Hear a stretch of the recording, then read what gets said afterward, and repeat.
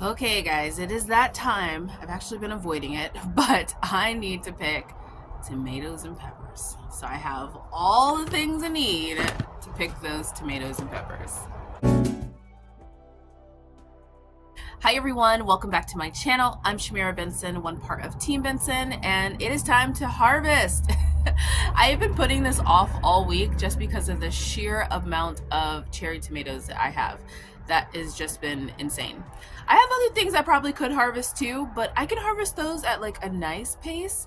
My cherry tomatoes, they all turn at one time, and then it's like a hunt for like days. So I'm gonna show you this plant, but I also have a ton more peppers. So guys, if you didn't know already, or if you're new to my channel, we are doing a giveaway. Once we get to 20,000 subscribers, we are giving a giveaway, or we're doing another giveaway for Vego garden beds mugs.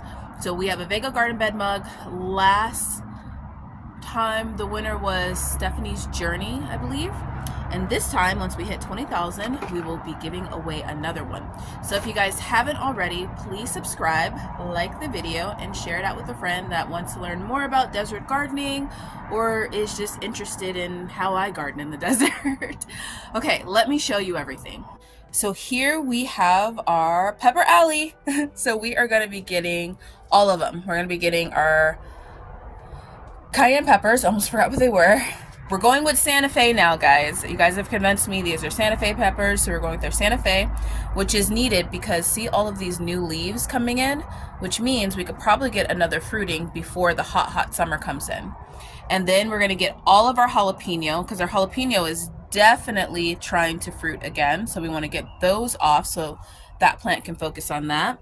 We're gonna pull all of the serranos that I have because I am roasting jalapenos, so I might as well roast these the serranos too and get those in the refrigerator or freezer. And then we are also pulling our Anaheims because since I'm roasting, I might as well get those in there. And our Anaheims also want to put off new flowers. So guys, if you keep up on your peppers will produce and produce and produce and produce. We are getting ready to get some sweet peppers too. Our sweet Marconi peppers are starting to grow back. We're starting to grow little peppers. Super excited about that because we want steak and peppers again, and we only use our sweet Marconi peppers to do that with. And then also like our shishitos, those we're giving a break. Well, they're already starting to put off new flowers, but we picked all of them and picked all of our chili peppers. So those are putting off new flowers and they're just continuing to go. But what's insane this year, guys, I'm gonna show you this thing. Do you guys see this black cherry tomato? This black cherry tomato has now taken over this small arch. It has never, ever, ever, ever grown this big, guys. This is absolutely insane, and it's all the way on the opposite arch too.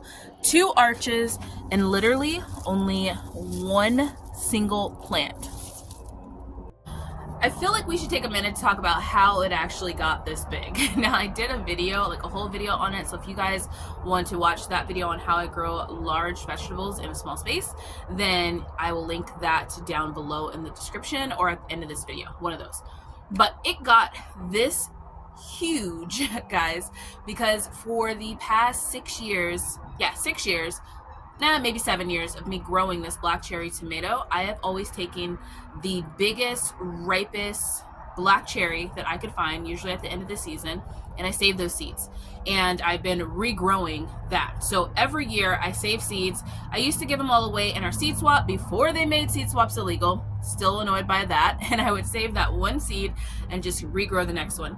So it made the plant healthier and stronger and stronger and stronger. And now it's bigger and bigger and bigger.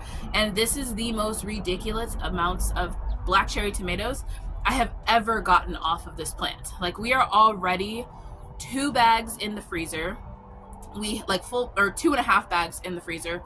We have given away at least another 3 bags of black cherry tomatoes, and we are still going. So let's get to picking because that's going to take a while. I'm still loving this, guys. If you haven't watched my garden tour, we have a turmeric leaf. I don't know which one of the turmerics this is. Big Niecy sent me like 4 different types, so we don't know which type it is, but we have a leaf. So I'm gonna start with the easiest thing to do, and that is get all of the peppers, because my black cherry tomato takes me about 45 minutes to harvest. So that involves some headphones and some music, and yeah, that takes a while. But we're gonna start with peppers. So guys, the important part about growing peppers is not to mix them up when you harvest them. We once had hot peppers mixed with our sweet peppers, and that was an incredibly spicy meal, especially when you're a family that eats peppers as a side dish. So like our peppers, we will normally have like just roasted or grilled or sauteed peppers as a side dish. And that's because we eat a lot of sweet peppers too. I know this year, for you guys that are new watching my channel, you're like, sweet peppers where? Because you grow a ton of hot peppers. I only grow a ton of hot peppers when it's time for us to rebuild our spice cabinet. And that's because I don't buy spices or seasonings at the grocery store. I'm a firm believer that grocery store seasonings are part of what's wrong with society today and our health, because we focus so much on eating the right foods, but then we will sprinkle all of our food with these bottled seasonings that have so many chemicals and fillers and all of these different things in them, and spices that are just like years old. Because if you guys look at the spices that you grow versus the ones, especially the herbs, versus the ones that you get at the grocery store, the color is different, and that's how you know they're super old and not healthy for you. So I'm a firm believer of growing my own spices and my own herbs and all those different things. So at times I need to grow a ton, hence why we have so many cayenne peppers, because we're running out of cayenne pepper powder. So I'm moving around down the row so I don't mix things up. So I have another basket. We're getting some more peppers. So one of the things that you guys want to do is, when you're between big flushings of your peppers, make sure that you feed your plants. And what I like to feed my plants is compost. I'm going to go to the AZ Worm Farm, get a big bag of compost, and I'm gonna add layers of compost to all of my pots, mainly my pepper plants, because my peppers haven't been composted in probably about, I would say, since October when I planted them. Now, every now and then, another basket, every now and then I will do fish fertilizer, but I don't really like how many flies that brings to my garden.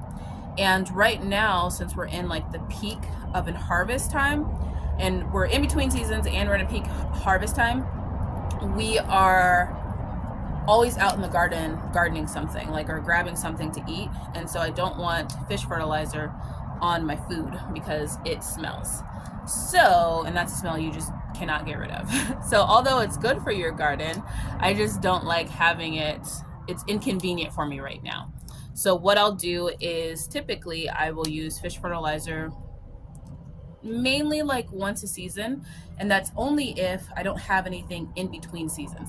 So typically like the fall is when I'll do that. Okay, we're down to the serrano peppers. Okay guys, so now we are moving on to Diane. Diane is our serrano pepper. Now, some people asked me how I came up with the names for my plants, because some of my plants have names to them. And these are actually our namesake plants, named after our subscribers. So during the winter, we have a full garden and we grow a lot. But not all of my subscribers have gardens. Some of them are covered in snow. Some of you guys are covered in snow probably still. So I thought it would be fun to name our plants, especially the ones I didn't even know what they were, because we had a little mix up in our fall planting. So we had, the first person to ask me was Diane, which that's who got this plant, and it was a pepper plant. I knew it was a pepper plant, but I didn't know what type of pepper plant. And it finally fruited, and we realized that she is a serrano. And then we have two other plants that we just did a drawing for, and we picked those two names. We have Big Nisi and we have Yuli. Big Nisi is our Ichabod eggplant, and Yuli is our grapevine. So it was fun. I think I'm going to do that again this winter, because it's kind of cool to, one, be able to connect with our subscribers and just kind of build like a better connection, because this is a really big gardening community that I love being a part of. And then two, when somebody's covered in snow, sometimes it's nice just to see something green. Okay guys, so we are moving on to the black cherry tomatoes. This is gonna take some time, probably a lot of time. So we're gonna get in here, get all these tomatoes, grab the ladder because we're gonna need that too, and have some fun. All right guys, I had to grab the camera and show you this. I'm underneath the smaller arch currently. Isn't that insane? That looks like grapes. Nope, they're cherry tomatoes. Okay guys, so 45 minutes was my limit. I had to go get my farmer's defense gloves. My hands look like this, and I literally only got one side. So before I show you guys the sheer amount of tomatoes that I got, I'm just gonna show you what side I got and then what I have left over. And I noticed that my plant needs a huge trim. So I was trying to trim up some of it, but I think I just need to come back out here and do a full trim on the plant, get my arches a little relief, because it's funny, the smaller arch, which is where I focused on getting all the tomatoes off of, it like lifted. So I know my big arch is probably screaming right now. Those things are really, really hardy, like, are sturdy, like, because they are holding up this thing and it's heavy. We're gonna weigh this too. Okay, so my major focus was this side, and we got pretty much all of them. As we can see, we can go underneath here, and yes, look at all of that needs to be trimmed up because it is dead matter. We do have some more that I'm seeing, all those little red pop through, but I can't get to those guys, and they're probably going bad by now too. But yeah, I didn't get some of these down here, as you can see, and then all of these over here. We still need to get these and these down here. And then what's crazy, we have some over here, up here. Oh my God, I'm starting to see just how many I missed, which I didn't even do this big arch, but going underneath here, we didn't get any of this side right here. So we have to come and pick all of these. I also think that I can clean up some of this plant, get some of the dead matter off of it, and then try and get it a little bit less like heavy. So this is something you'll only hear me say probably once, but I need like one hornworm. I just need one hornworm to come in and eat a lot of these leaves, which is what's gonna happen if I don't prune it. So I don't even know where to begin to prune it, guys. It's a little overwhelming. This is literally the biggest it's ever been, my black cherry. My arches are screaming in pain. They're so bowed, and I just don't even know where to begin because there's just so many leaves and tomatoes, and I have sacrificed a couple, but I really just need to come in here and just really do the big work. Now, I'm also not so concerned about the plant like really like giving me more tomatoes, because I think that with what I have in the freezer, which is 2.5 bags, this is probably going to be another 2.5 bags, which is going to go what I wanted in the freezer. And then I wanted to do a couple ferments, couple jars fermented, maybe like 5 or 6 fermented, which easily I can get that from what's left on the tomato plant. And I think that I would be good for probably like a year and a half, 2 years. I might even maybe push it and do like maybe 7 bags. I'm all kind of guessing, maybe 7 bags in the freezer.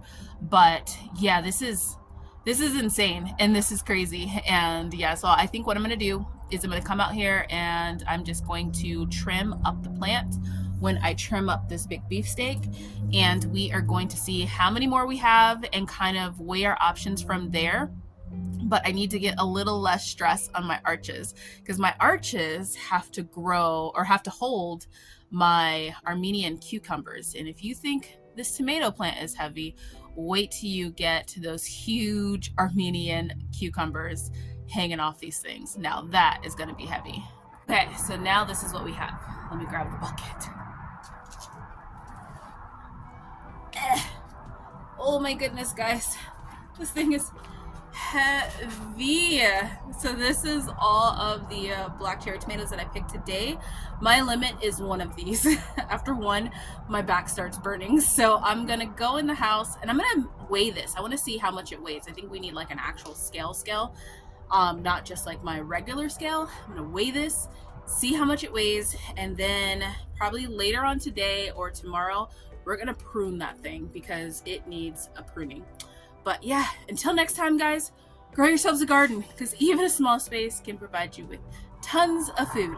If you guys want to see how much this weighs, just keep hanging on and I'm going to go in the house and weigh it. Okay, guys, so we have the people scale. I'm going to put the tomatoes on it. Can you guys believe that? It is 13.2 pounds. 13.2 pounds of cherry tomatoes. That's crazy. Well, and like 5 black or big beef steak, but that is insane.